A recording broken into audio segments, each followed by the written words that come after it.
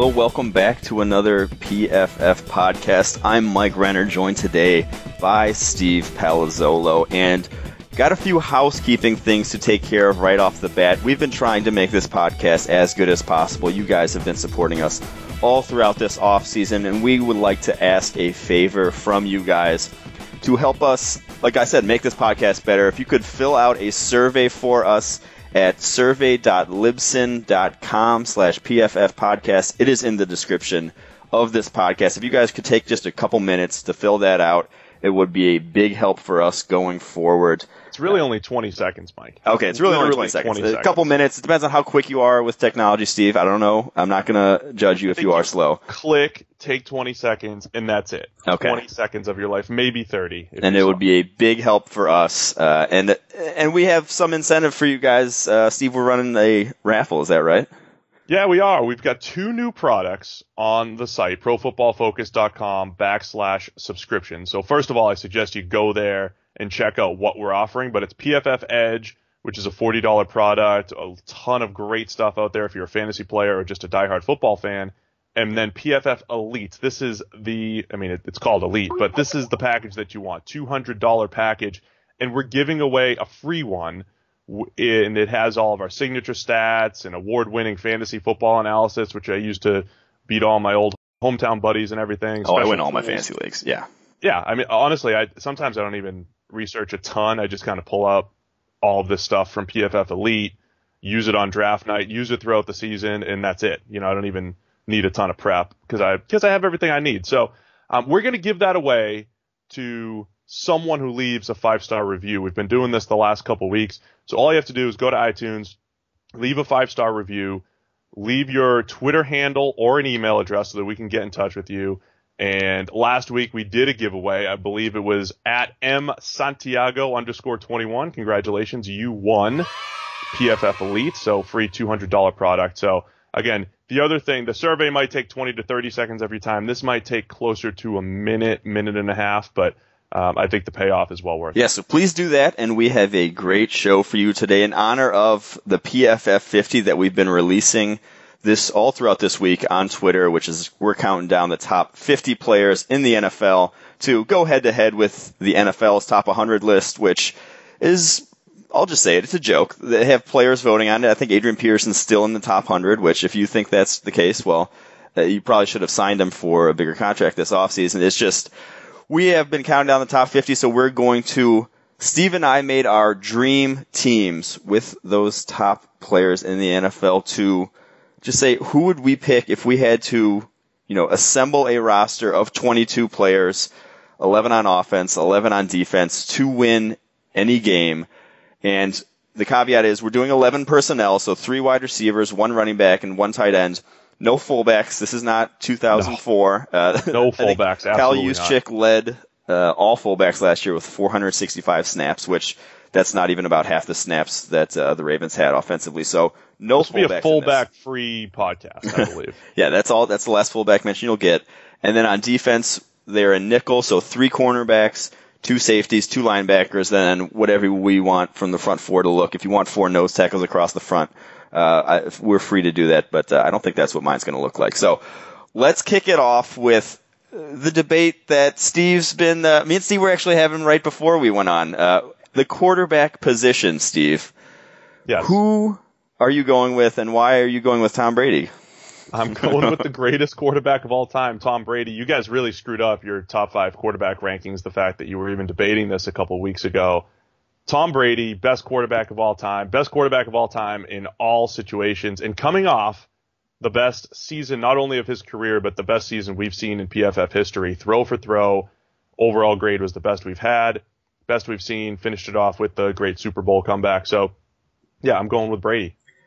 All right, so this is one for this season, right? One game. This is this season, one game, by the start of the year. So Brady will be 40 at the start of the year. I think there's definitely some age regression that will start to take hold here with at some Brady. Point, there's definitely some regression to the mean, also with just last year being such an outlier in terms of he was lights out from start to finish. That just doesn't quite happen to any quarterback. So I think we'll see regression in that area as well.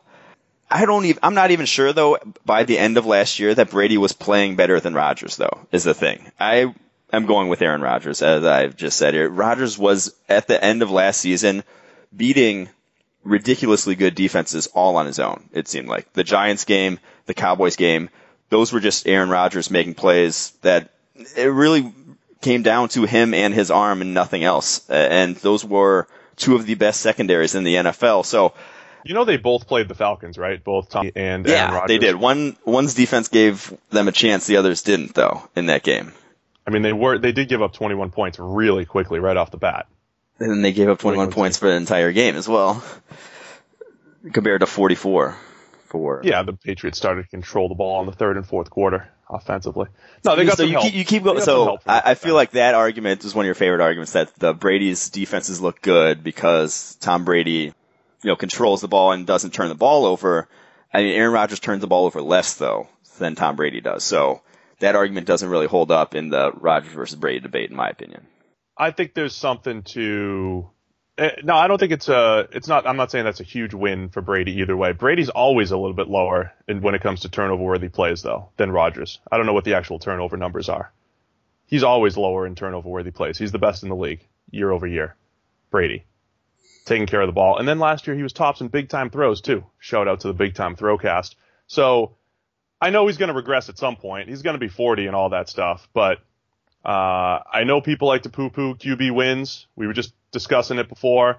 And I'm not saying you just go grab this QB wins list and you stack them up and say those are the best quarterbacks. But when you put Brady into different situations, he always sits at the top of these lists, whether it's fourth quarter comebacks, whether it's games where his defense gives up 21 or more, whether that's a flawed stat or not, Mike, he's by far has the best winning percentage in the NFL in games where his defense gives up 21 plus in history, best winning percentage in history, and in games where he passes the ball 50 plus times. In other words, you're the man, you're running the show, forget the running game. You're 50 plus passes, Brady, you have the ball in your hands. He's 18-9. 18-9, that's 66.7% winning percentage. Nobody else is even close. Let's see, next closest. We have Drew Brees is 4-15 in those games. Peyton Manning's 4-13 in those games. Brett Favre 3-9. Eli Manning 3-7. Brady's 18-9. So I just think you put him in any situation, he's shown that he can win and be successful. They've run different types of offenses. They've run deep play action offenses. They've run quick hitting, spread attacks. They've run 2 tight end offenses, no huddle, and he does it all. I'm done. All right, well, I'm sticking with Aaron Rodgers. We'll see when our teams meet, but Rodgers awesome, we're not going to change each other's minds on this, I don't think. Listen, pure talent and everything that Rodgers does, I mean, that's greatest of all time type of ability. And actually, if you go on the Big Time Throwcast, me and Zach Robinson have a Tom Brady episode that just came out last week, and Aaron Rodgers is coming out this week. And he actually compares Rodgers to John Elway, and we have to apologize to John Elway on the podcast. I break down Brady and why I think he's the greatest. So, look, I think you can't go either way with, wrong with either of these guys. I think they're clearly the top 2 in the NFL. I'll just say that you can't separate Tom Brady from the fact that he's had by far the best defense over the past 15 years of any franchise in the NFL. I don't think they've really been that good. There was a lot of years where they weren't that great. Now, obviously, the years that you win, you need to have some level of good defense, but they've also won Super Bowls where the defense was giving up 24 and giving up a lot of points. All right, well, let's move on to the running back position then. No use beating the quarterback position up. And who did you go with there, Steve? I'm going with Le'Veon Bell. Yeah, I agree. I did too. Oh, I know. I don't see how you could go any other way though. Just logically, if we're going in a spread type of formation here with 3 wide receivers, you have to have a running back that can catch the ball in the backfield. I feel like if you're going to be passing the ball in this exercise, and 2, you need a guy who is basically deadly in space. You want a guy who can get the ball in space because there'll be some space created by a lighter box that we're going to see here. I think you want a more nimble back, and I think that's Le'Veon Bell. Yeah, and he can run any type of style, any scheme. You mentioned him catching the ball, not just out of the backfield, but out wide as a receiver. He can line up in the slot. And then that very unique special running style that he has where, again, it's diverse enough that he can run zone, he can run man to the point where it's actually tough to tell what Pittsburgh runs sometimes because he's just kind of doing his own thing. And I always mention that he makes the offensive line look good because as long as they don't lose their blocks, that whole philosophy we've talked about during draft season, just don't lose, Le'Veon will find a hole so he can maximize what the offensive line can do. So I think he's just the total package when it comes to running back in the NFL. No, he's definitely the Aaron Rodgers in that regard, where he's making the offensive line look better to some degree because the defenders are terrified of of getting caught out of place. Basically, they're off balance because they have to be staring at Le'Veon Bell the whole time, trying to hold their gap. Because if if you try to make a play on him, if you try to jump out and make a play, he's going to jump cut right through the gap you abandoned. He's that patient and that quick a decision maker in the backfield that there's really no shutting him down, so to speak. There's just containing him, I think, with how talented he is. The funny thing about Bell is I think the best style of defense to slow him down is like the old school 3-4, two-gapping defense where you're not really trying to penetrate. You're actually just trying to stand your guy up and play both sides of the block and just give him 2 yards at a time. But yeah. Exactly. But so few teams actually play that style now. They're all trying to shoot gaps and get up the field. And like you said, if you shoot your gap too far or if you get too far up the field, he makes you pay because he can hit almost any gap at any time, even if it's not within the flow of the scheme. So yeah, Bell's a pretty special player. I will say I gave some consideration to David Johnson as well for this because he has that sort of receiving threat ability to where I'd feel comfortable, motioning him out wide, and he does that a good deal actually in Arizona. Yep. And he has that.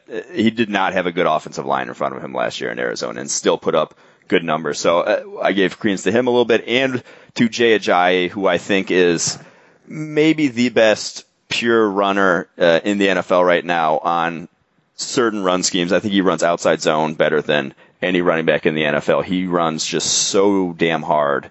But he doesn't have the receiving ability that either of the other guys have, so I had to put him down a notch. But Le'Veon Bell, to me, the no-brainer at this position. Yeah, I'll say Johnson's a good pick, too. Like you said, unbelievable receiver, a little bit more big play threat than these other guys, than Bell at least, I'd say. So he has more of that home run capability. And then Ajayi, he was the guy that we had to continue to tell fans and explain to fans, even though he ran for 200. I'm not saying that the Miami line was bad in that game, but they were just okay, and Ajayi was doing the majority of the work. So he was the guy that we had to explain, even though he's picking up the rushing yards. It's him. He's breaking tackles. He made more out of nothing than any running back in the league last year. There were so many plays where you just pause it at the hole he's supposed to hit, and there's literally nothing there, and before you know it, he has 20. So I'm with you. As a pure runner, I mean, that guy has emerged as one of the league's the Yeah, there's a reason why the other running backs in the Miami Dolphins weren't putting up numbers when they came in the game. There's a reason why Arian Foster retired midway through the season is because that offensive line wasn't actually doing much. It was Jay Ajayi just making everything on his own. So yeah, forced retirement. He could get himself into this conversation even more with another year like that in 2017. So on to the receiver position. So one position so far we've disagreed on, one position we've agreed on. 3 wide receivers, Steve, give it to me. This always feels like a no-brainer to me. The difficult one is when you ask me who's the best receiver in the NFL. I feel like there's some legit debate. If you ask me the top 3, I always go right to Antonio Brown, Julio Jones, and Odell Beckham. I think those are your 3 best. I know we said we need a slot guy and whatever. I think I can move any of these guys around. They can win from any point on the field. I think those are the best 3 guys. I think when Julio's healthy, he's a tick above those guys, just a small tick above those guys because he could take over a game in any way, at any level. But I just think Antonio Brown, Julio Jones, Odell Beckham, they're the 3 best in the NFL. I disagreed on one, and you shouldn't be surprised by this. I don't think you will be, but I think Antonio Brown's a no-brainer. That one's obvious. You don't put up the years, the 5 straight seasons like he has unless you are an elite talent in the NFL. Julio Jones, I don't think there's any questioning him after what he did this last year. A monster. He's probably, if I had to put money on, the best receiver in the NFL right now. Yep. Number 3, though, I'm game planning here. I'm not going purely on who would be the 3rd best wide receiver in the NFL. I want speed. You know this, Steve. You know that I love speed at the wide receiver position because even if it's not, even if it's just a decoy at times, and even if it's not, a consistent, even if it has some inconsistency to it, the deep ball does, still has to be accounted for. It still has to be schemed for. And that's why I love T.Y. Hilton and his 4.34 speed, running the go route down the field.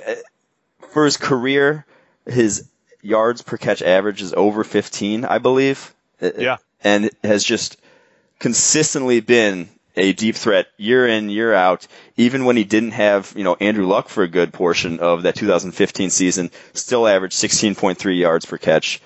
He just gets down the field, and I think he is a little scarier of a deep threat than someone like Odell Beckham would be. So I am going to go T.Y. for my slot receiver.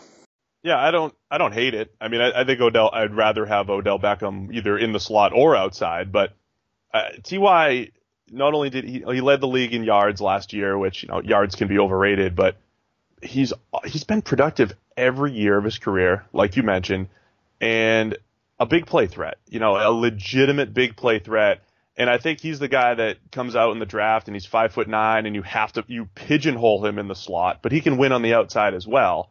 Now on your dream team, he's a potentially elite slot receiver, so I like it. But man, I mean, he as his career's starting to unfold, I think is one of the more underrated receivers in the league, because rarely does he get mentioned even close to the top 5, top 10 when you're talking about best receivers in the league. Yeah, it was honestly wasn't until about a week ago where I said, oh wow, T.Y. Hilton led the league in receiving yards. I didn't even hear his name towards the end of the season because Indy was out of it. And all of a sudden, he was the guy who ended up at number 1. I think, like you said, he does get underrated at times and has been just a deep threat every single year of his career. So that's what I want on my team, Steve. I want a little deep threat. You know how much I love him. So maybe I overrate them, but I still think it's necessary. And in this exercise, I want as much speed as possible. You're a speed guy. You're Al Davis picking over here, just going for 40 times. I get it. That's fine. Yeah, I was debating between either T.Y. or John Ross. That was the debate going on in my head. John Ross? You were legitimately going to take John Ross? No, I'm joking. I was not. So. Yeah, 4-2-2. All right, on to the tight end position, where I'm not sure we even really need to discuss. Tell me about Gronk. Do we? It's Rob Gronkowski. Healthy. I think so. Under my definition of the Hall of Fame, I think he could retire right now and be a Hall of Famer because that's how good he's been at his peak with multiple seasons of that sort of production. So a top 5 blocking tight end in the NFL, the best receiving threat at the tight end position in the NFL, the best red zone threat in the NFL. The list goes on and on. He's just by far the best tight end when he's completely healthy. Yeah, I don't think there's much more debate over here. Health aside, I mean, I was wondering if you were going to throw a curveball and say, give me Travis Kelce because he'll stay healthy, or give me Greg Olsen because he's dependable. But when healthy, Gronk is at a completely different level as anyone else.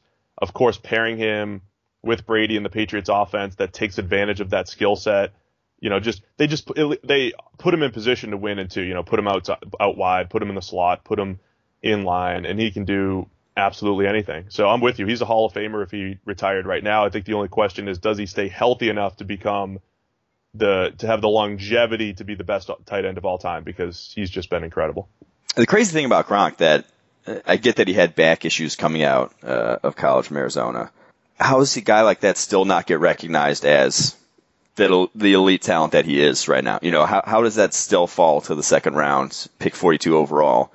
How does that work? That always baffles me, how elite traits like he has just don't get recognized coming out of college. Yeah, I think people did just get too caught up in the back. And it was to the point where I don't even know if people thought he would last more than a season, and they thought it would be chronic.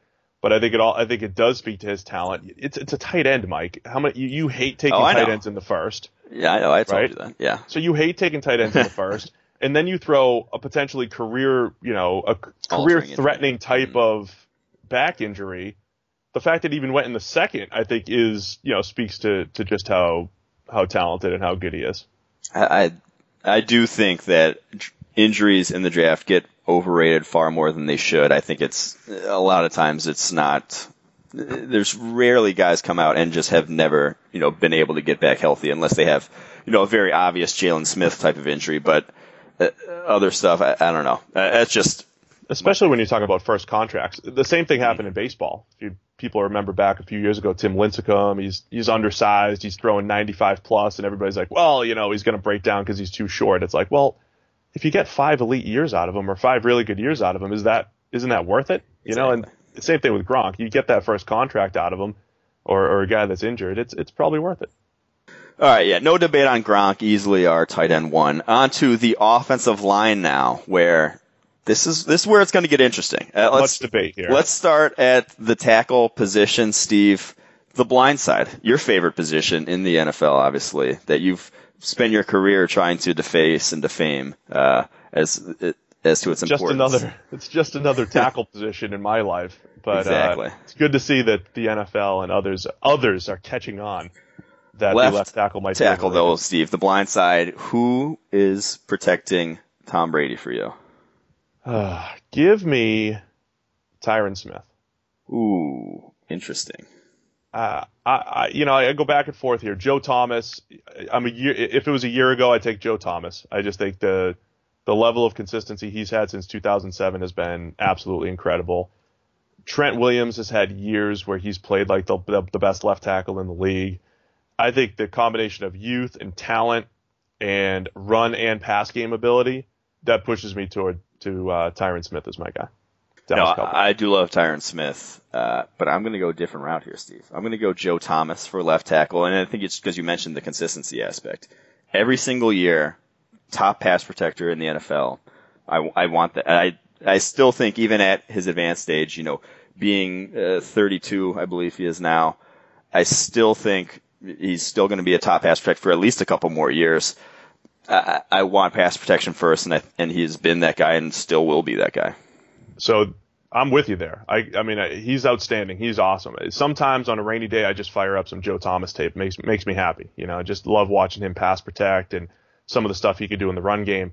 When we were all debating, we always have this huge call for the PFF 50, and we're debating where to slot these guys in. I think people are going to be disappointed at how low Joe Thomas is. Not the little spoiler alert, but I didn't like where Joe Thomas ended up. And the analysts that were fighting against Joe Thomas were citing age and last year's 1-year decline. So, look, if it was, like I said, a year ago, he's borderline top 10. He's a little bit lower than that this year as far as the top 50 goes. For me, though, in his prime, it's, you know, Hall of Fame caliber, blindside left tackle play from Joe Thomas. 10-year career for Joe Thomas. Averaged only 3 sacks allowed per season, 30 sacks given up in 10 years of his career. Hasn't missed a game either. That's fantastic. I mean, that's first ballot Hall of Fame type of numbers right there. So love that guy. Let's go to the other side though. Let's go to right tackle. Sure. Right away, because they're equally valuable. Correct, Steve?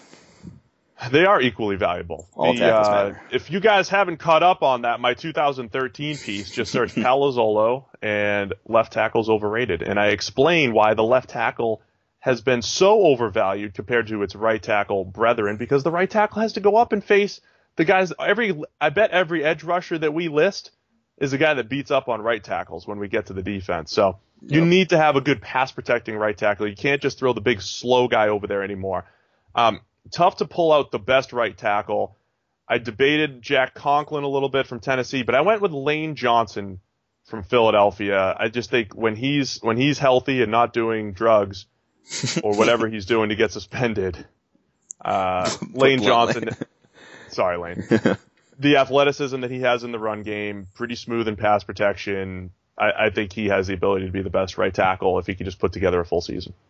All right, Steve, I'm going to go curveball on you, and I think I'm playing chess here while you're playing checkers, and I'm going to go Tyrann Smith at right tackle because he started his career there. You are cheating. You are kind of cheating there. No, Steve, he started his career at right tackle, was one of the best rookie seasons we've ever seen from a tackle before he switched over to left tackle. Now, you know, the all-pro left tackle that he is. I still think he has the feet to play there. He played his whole college career at USC at right tackle. I still think, you know, it's like riding a bike. Once you did it once, you never forget it.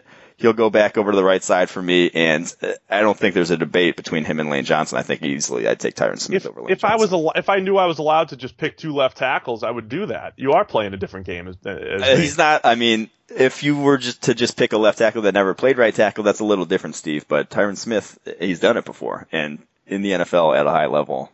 Yeah, I understand. But now most offensive linemen will tell you it's so difficult to switch positions.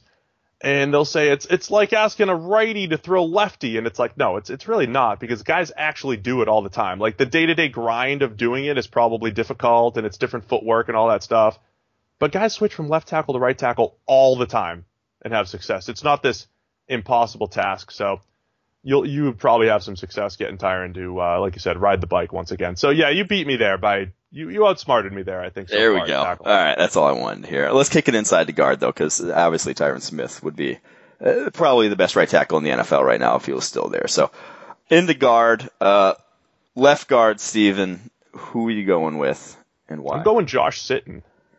Pass protection. Going back to pass protection. That guy, from a pass protection standpoint, in our pass blocking efficiency metric, which you can find on PFF Elite, pass blocking efficiency every single year, he's a top 1 to 3 guy, always sitting near the top. And he'll fluctuate a little bit in the run game, but he's more than capable as a run blocker, whether you're running a zone scheme, gap. He doesn't lose a ton of blocks, but he's just outstanding in pass pro. So give me Josh Sitton at left guard. I waffle back and forth on this one. I love Josh Sitton as a left guard. In terms of pass protection, it's him and then everyone else in the NFL. He's been that good.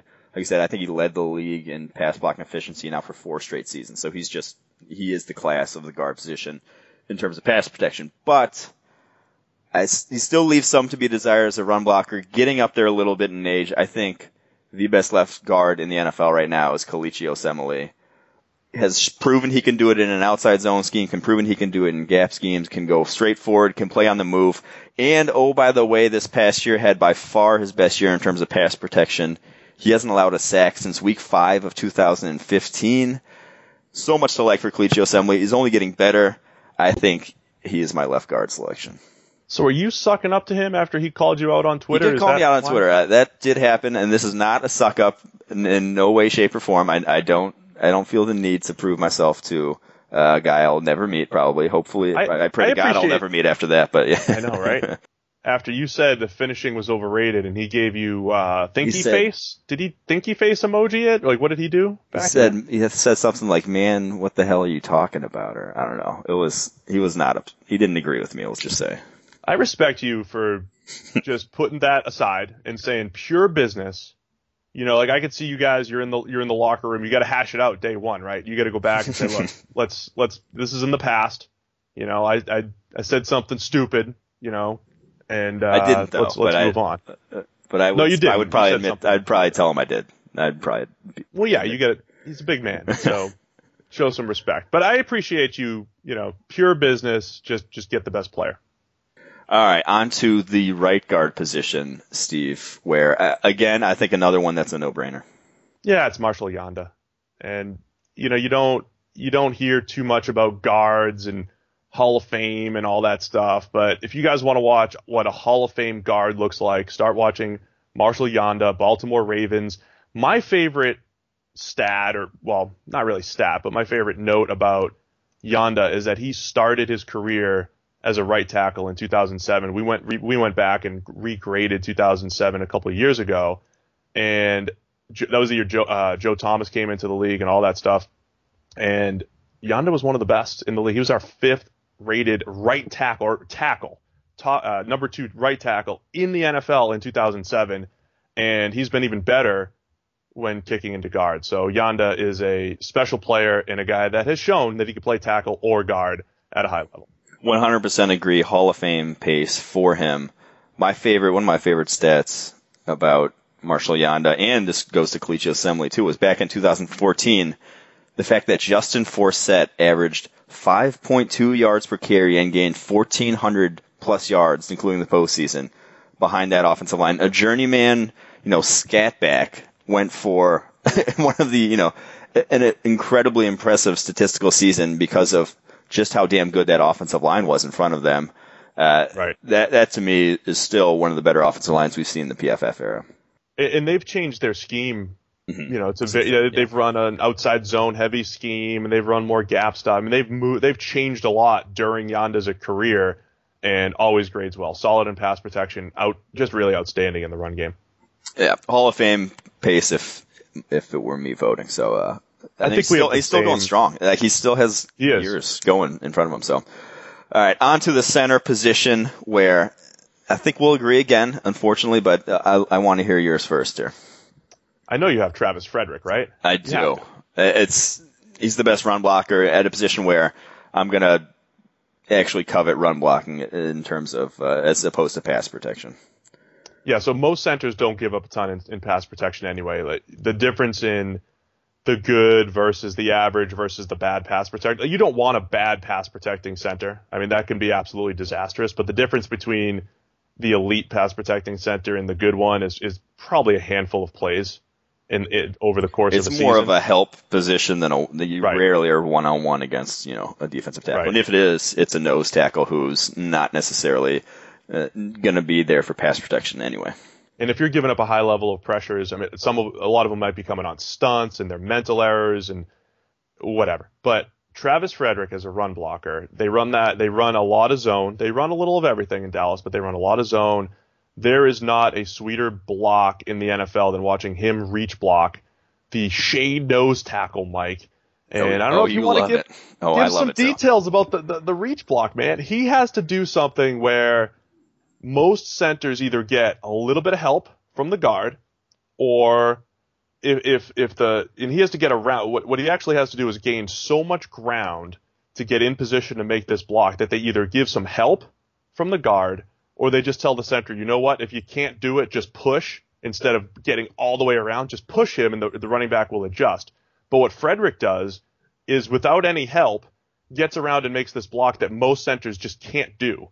And he does it, 7, 10, 12 times a year, and it's just so pretty every single time. And it essentially saves the offense a gap, is the way I like to describe it. It saves them a gap because the guard doesn't have to help.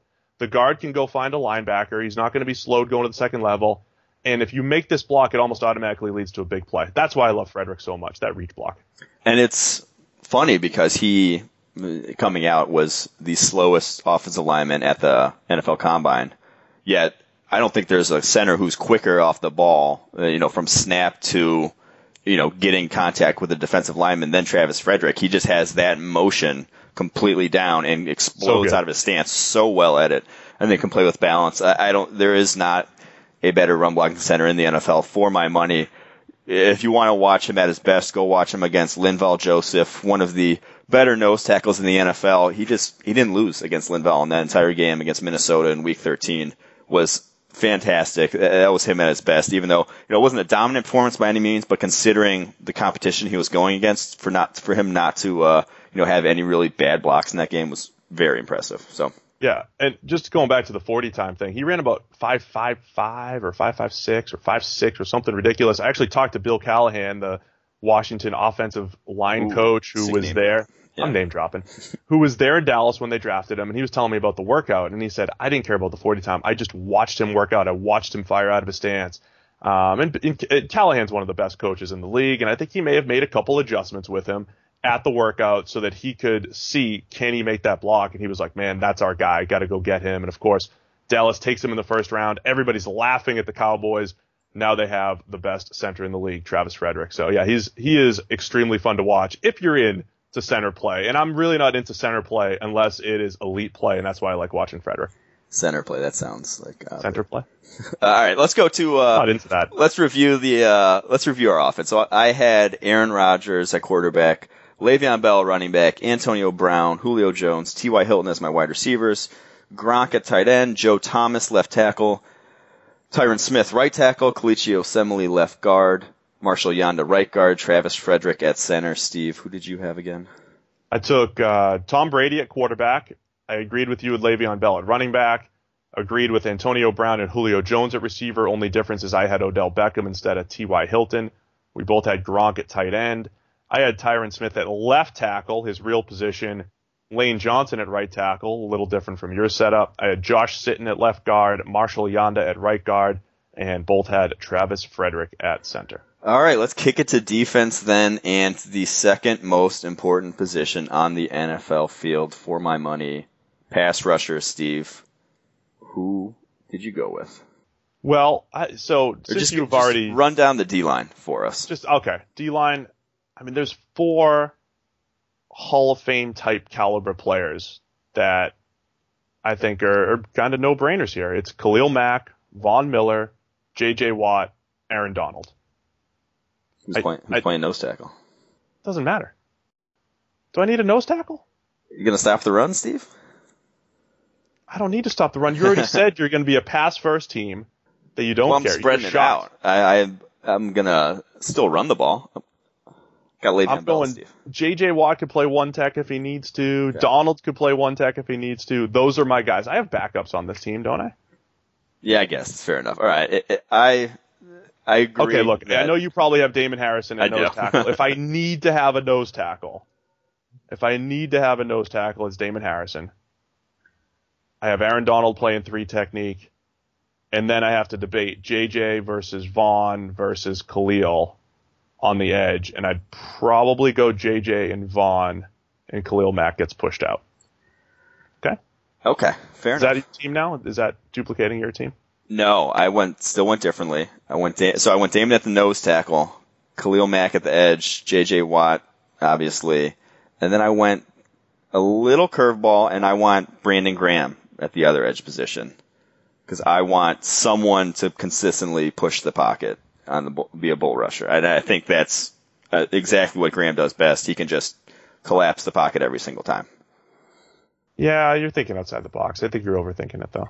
And here's the other thing. All these guys are beaten up on unathletic right tackles. Brandon Graham has done it against Tyrann Smith a handful of times. He's done it against very good tackles. He's shown the ability to beat high-level tackles consistently. I don't trust, the Von Millers and the Khalil Macks of the world who feast on, the bottom feeders of the right tackles who just can't get out of their stance. Those type of guys who literally can't match up athletically. If those guys are going up against Tyrann Smith, they're not going to have nearly the same success. I think I'd rather have Brandon Graham going against Tyrann Smith than either of those two. No, that's the fair point, because in my whole the left tackle is equal to the right tackle stance. The reverse of that is not like, oh, that right tackle has it easy, that's why he's over at right tackle. The reverse of that is actually because the NFL is still putting the best pass protectors at left tackle, we need to start saying the defensive right end has it tough going up against those left tackles. They have to go up against Joe Thomas and Jason Peters and Trent Williams and Tyron Smith and those guys. So when the defensive right end, so it was Olivier Vernon a couple of years ago with Miami, Robert Quinn, you mentioned Graham, those guys deserve a little bit more credit because it is a lot more difficult. So I don't hate it. I still think I'd rather have Von Miller, Khalil Mack, or J.J. Watt coming off the edge. J.J. obviously, J.J. Watt's in a league of his own, but I just think against top-level tackles, I still think Graham will just get more consistent pressure. Maybe not the sack numbers, but I think he'll push the pocket better. Oh, that's fair. I mean, if you really want to just push the pocket, I loved when Sheldon Richardson started playing on the edge, or Muhammad Wilkerson. I liked when the Jets did that with all their 5-tech bodies. I liked when they compressed the pocket, beating up the but if you're just trying to bull rush off the edge, I'd rather have those guys doing it. Get Muhammad Wilkerson doing it instead of Graham. Steve, that was the worst take that I've just heard. That was worse than me even saying Graham in the first place, by far. Those guys could not hold Graham's jock in terms of bull rush. Push the pocket? They could bull rush off the edge. No. Okay. All right. Let's move on to linebacker. Let's recuse ourselves in the D-line at this point. Linebacker position. All awesome. One no-brainer. One, I think that's pretty much up for grabs. Who you want the other one? So who are you taking, Steve? Yeah, the no-brainer is Luke Kuechly, and another guy who I'd say Hall of Fame pace right now. What he's been doing. Yeah, he is so good, and these are fun because we know all these players are good, and there's a little bit of debate, who you'd prefer, and there's a couple of these no-brainers, like I said, but I like talking about them because when you just watch it, like when you watch Kuechly play, some of the instinctive plays that he makes in coverage and against the run, you just don't. You might see it once in a while from other linebackers. You just see it on the regular with him. He just does so many good things. He's always in the right position. He'll take a few chances every now and again and be caught out of position. But man, he just flies to the ball. He does everything really well. So I like Kuechly there. He has that aspect of, you can watch him all you want if you're a linebacker coming up, but you can't do what he does. He has that aspect of you can't really coach some of the things that are going on in his brain as much as you want to. As much as you can watch him all day and still not be able to do what he does. I'll say this: my favorite Kuechly moment, and there's a lot of them, but 2015, the year Tony Romo was kind of in and out of the lineup because he was hurt. Thanksgiving Day. Now, those plays at the line of scrimmage where the quarterback checks and the linebacker kind of checks. And so they were having this cat and mouse game. And usually what happens, the defense lines up, the quarterback changes the play, and a lot of times the linebacker is just kind of at the mercy of, the quarterback changed the play. Sometimes the linebacker will come back and change the play one more time, but usually there's not enough time to get the defense set. You might see some of the better linebackers like your Ray Lewis's, really play that game and go back and forth and make that last check. Well, Kuechly made the last check. So Romo comes up, he changes the play, and they're about to snap it, and Kuechly changes the play at the last second. And again, most linebackers are usually just like, all right, we'll play the coverage, we'll play this basic coverage that we had, and that's it. But instead, he changes the play and baits Romo into the interception for a pick six on that play. So, I don't know, that was just one of my favorites. He was our coverage player of the year that year, and I just think that game was the best. That game, I remember vividly, was the best game I've ever seen from a linebacker. He was dominant in that from start to finish. He made other plays too. Picks, yeah. He made some plays that year where he was supposed to be the middle of the field defender, and I remember he was defending corner routes by the sideline. Again, plays that you have never seen a linebacker make, and that he shouldn't even have been making, but something took him there on the play. That was a little bit outside of structure, and he made the play. I mean, it was absolutely incredible. So Kuechly, at his best, unbelievable. I hope he gets through some of the concussion issues and stays healthy and strong to finish out his career. So who was the other linebacker, though, that we're picking, Steve? Do I need another one? I just went nuts on Kuechly. I'll go Bobby Wagner. I think athleticism and, 3-down ability, can rush the passer a little bit as a blitzer. Had some ups and downs throughout his career, but as far as what he can do in coverage, he's they play that cover 3 scheme, and he's one of the few linebackers I think you trust to kind of run in the middle of the field and cover some ground in that scheme, and also just flies to the ball in the run game. He can take on blocks, doesn't miss a ton of tackles. So I like Bobby Wagner. I'm going to go a different route here. And because I got Kuechly and because we're, spreading the ball a little bit, I want a guy who has a little more height, can match up, can guard Gronkowski because I knew you were going to have Gronk. I want Jamie Collins at linebacker because I feel comfortable with him guarding Gronk. I think he's probably my best bet of any linebacker in the NFL to guard him. Now, he obviously has his issues. He was traded from the Pats for his freelancing and all that other stuff, and isn't the best against the run. There are better linebackers against the run. There may be better linebackers who get beat less frequently in coverage. But I think in terms of what you can ask him to do, you can ask him to do more than any other linebacker not named Luke Kuechly in the NFL. So I'm going to go with Jamie Collins. I considered Collins because of what you just mentioned. He rushes the pass. He's unbelievable at rushing the passer. And, he was a pass rusher in college.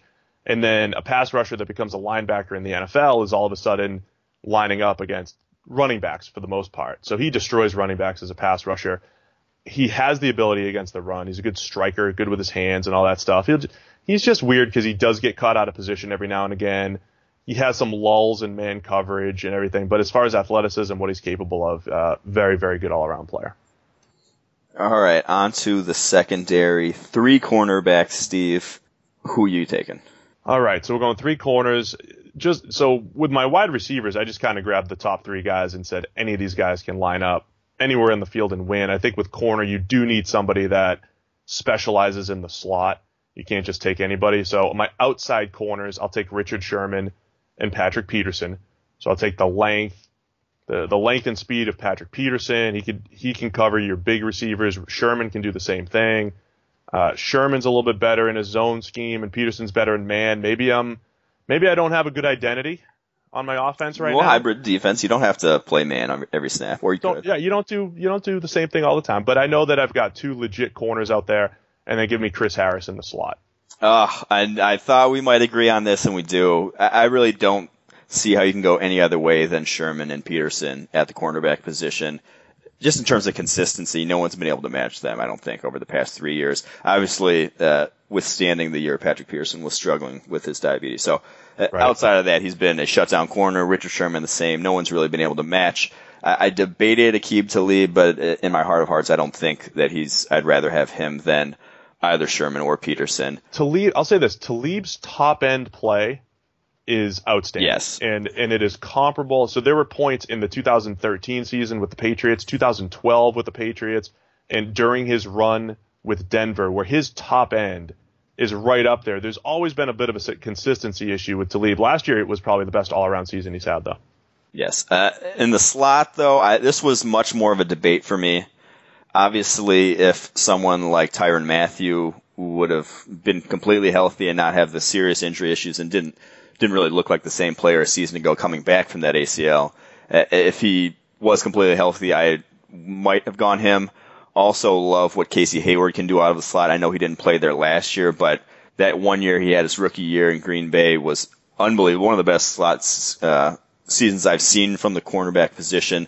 So instinctual in terms of breaking on routes, has an unbelievable feel for zone coverage, but it's hard to beat Chris Harris's consistency. Just year in, year out. No one, I think it's him and Tyrann Mathieu in terms of underneath stuff, breaking on, the slants, the wide receiver screens. I don't think there are better slot cornerbacks in the NFL than those two and what they do underneath. But Chris Harris, fully healthy, coming off multiple great years in a row. I think it has to be him. Yeah, Harris, you're right about his consistency. He just doesn't give up a lot as a corner. I was watching some plays the other day. There are some plays where he's kind of losing by a step on, say, like a shallow cross or something like that. And a lot of corners, because if the ball gets caught, that pass goes for 15, 20 yards, and he holds it to 7 or holds it to 8. I mean, little things like that. He just doesn't get beat for a lot of touchdowns. He'll make some plays on the ball. He can play zone, and he can play on the outside. He can play in the slot.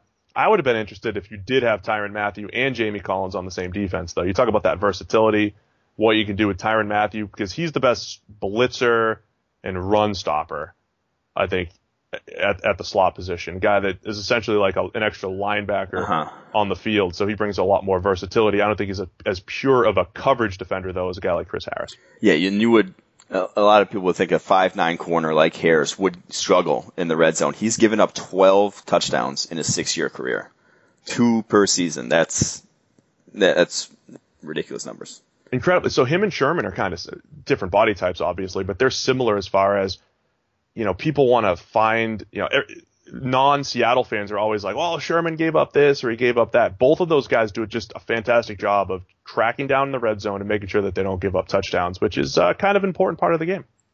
Yeah, that plays a little role in the outcome. On to the safety position. After I'm pretty upset that we agreed on corners. We better not agree on the safeties, Steve. Who are your two? Well, did you take Earl? I did not. You did not take Earl? I just assumed Earl was a slam dunk for you. I'm going a little different. I'm going a different route, and so go ahead and say yours and all. I hate your different route. I might call an audible as I relook at some of these guys. No, I'm going Earl Thomas. He is your quintessential free safety. I think he's just so good on the back end. I did debate Devin McCourty a little bit, but for different reasons. Maybe I'll talk about that in a second. But my strong safety is Landon Collins, because what I saw from him last year. Talk about wanting to just fire up some tape and watch it. Landon Collins last year, the way he affected the game, he was so good working downhill in the run game. They played a lot of quarters and just let him fly to the ball in the run game, made a lot of plays in coverage, was an excellent blitzer, had 4 sacks and 5 QB hurries. I think Landon Collins has really emerged as a playmaking strong safety. So I love Collins, but there was a couple other guys. This one was close. Safety was really tough. I thought Earl Thomas, though, for that pure rangy free safety, he has to be your guy. See, here's why I went a different route, and it's because my dream team, I gave it a little bit of an identity, Steve. That's why I went with Damon Harrison at nose tackle. I'm playing split safety looks. I don't need a strong safety. I need 2 guys who can make plays in playing halves or quarters, that sort of stuff. I want more instinctual safeties who are going to be ball hawks, who are going to give me some interceptions, that sort of thing. And I went with Landon Collins and Eric Weddle because of that. I think both are, like you said, perfectly suited for those cover 4 looks, being able to play also deep as well as coming up in the box and making plays. I think those two guys are the two best in those schemes in the NFL. So I'm trusting Luke Kuechly, Jamie Collins to stop my run, and Damon Harrison stop the run underneath. And I want to shut down the back end. I don't want to give up any big plays. Fun fact, my player comparison for Landon Collins coming out of college, Eric Weddle. They had almost identical measurables too, if I recall, or maybe. No, I think size is way off though. I mean, Weddle's shorter, but yeah, movement skills might be there. Like Weddle was more. They both played in the slot in college, and Weddle started out playing a lot of the slot in the NFL. But my comparison was just their ability to impact the game as a versatile coverage defender, as a run defender, potentially as a pass rusher. Now Weddle doesn't do as much of the pass rushing as he did maybe early in his career, but they're just playmakers, man. I like it. That's a good combo. The one other guy I did consider was Devin McCourty. And I think you and I, did we talk about this on the podcast where we talked about the most important traits for each position? Yes, we did. You said, for safety position. I just bring up McCourty because even though I fell in love with Earl Thomas for my team here, he's the playmaker. Devin McCourty just is never out of position, rarely out of position. Doesn't miss tackles in a league where safeties regularly miss 10, 15 tackles a year. Last year he missed 4. In most years it's 5 or it's 7 or it's 8 or it's 6. McCourty just always in the right position, and he can make plays on the back end. I don't think he's as dynamic as Earl Thomas, but nobody exemplifies the word safety, I don't think, like Devin McCourty in the NFL. No, he was up for. I was debating him as well, but I went with my scheme. I had to find guys that fit it. So, man, you had a scheme. You cheated a little bit by taking a left tackle and put him at right tackle, and you actually had a defensive scheme. You put a lot of thought into this. All right, let's review on defense who we had. I had my front 4 of Khalil Mack on one side. I'm probably putting Khalil Mack on the left side. Brandon Graham going up against my left tackles. J.J. Watt, Damon Harrison on the inside. At linebackers, I went with Luke Kuechly and Jamie Collins. Cornerback, Patrick Peterson, Richard Sherman with Chris Harris guarding the slot. And then at safety, Landon Collins and Eric Weddle guarding my deep halves. Who did you have, Steve? Running an over front there, Mike? Over front with those guys? You have your whole scheme laid out. I'm going to go multiple front, Steve. Come on. Oh, good answer. I'm not going to pigeonhole my D-line. I feel so. You don't even have Aaron Donald on your team. No, that one hurt to have, but he loses a little too much for my taste. So the defensive line, though, I feel like we should have like 5 guys and just say, okay, here's my start, here's my base, here's my nickel. Don't you think? Yeah. Put Aaron Donald in there for me for my nickel. There you go. So now we have similar guys now. Because I had Von Miller and Khalil Mack off the edge. I just went straight to nickel. And I said, I'm not worried about stopping the run. Von Miller, Khalil Mack rushing off the edge. Aaron Donald and J.J. Watt rushing from the interior. We'll move Watt around and take advantage of his skills. In my base package, I will take Damon Harrison as the nose tackle. We have a lot of great Damon Harrison tweets, and you did a nice write-up on the site. Please go read about Damon Harrison and just how good he is against the run, because it doesn't get a lot of credit. If this was 1980, we mentioned all the guys in the Hall of Fame pace, he would be on a Hall of Fame pace right now. He would be. Yeah, he's just the most dominant nose tackle. Legitimately not even close between him and any other person in terms of consistency. Yeah, he's been so fun to watch. Linebacker, both have Luke Kuechly. I went Bobby Wagner as my second linebacker. We have the same corners, Richard Sherman, Patrick Peterson playing on the outside, Chris Harris in the slot.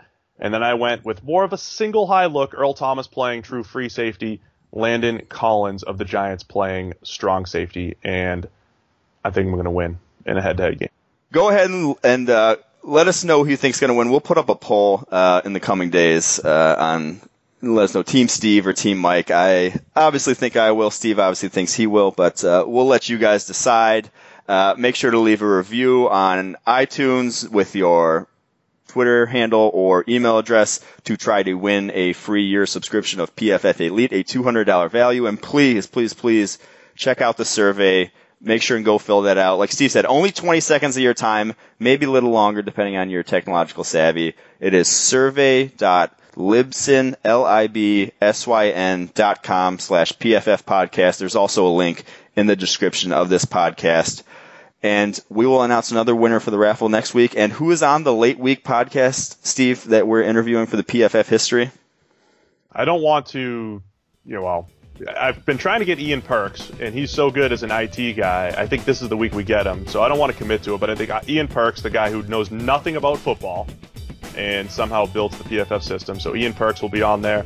Our business development guy, Brian Hall, class of 2011, along with me, he's the one who's in the trenches, in the rooms with NFL teams, so he's going to have some great insight there. Also a former musician. We're going to dive into his musician career, and maybe even Mike Renner. I might bring you on and get your take. Were you class of 2012? 2012. Yep. 2012. 5 years. Just like a little baby. Class of 2012, PFF. So we're starting to get into some of the youth movement, the young guns, Mike Renner.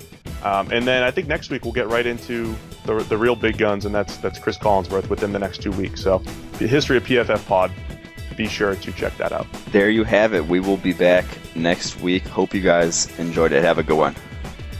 Oh shit, Steve, we forgot about special teams.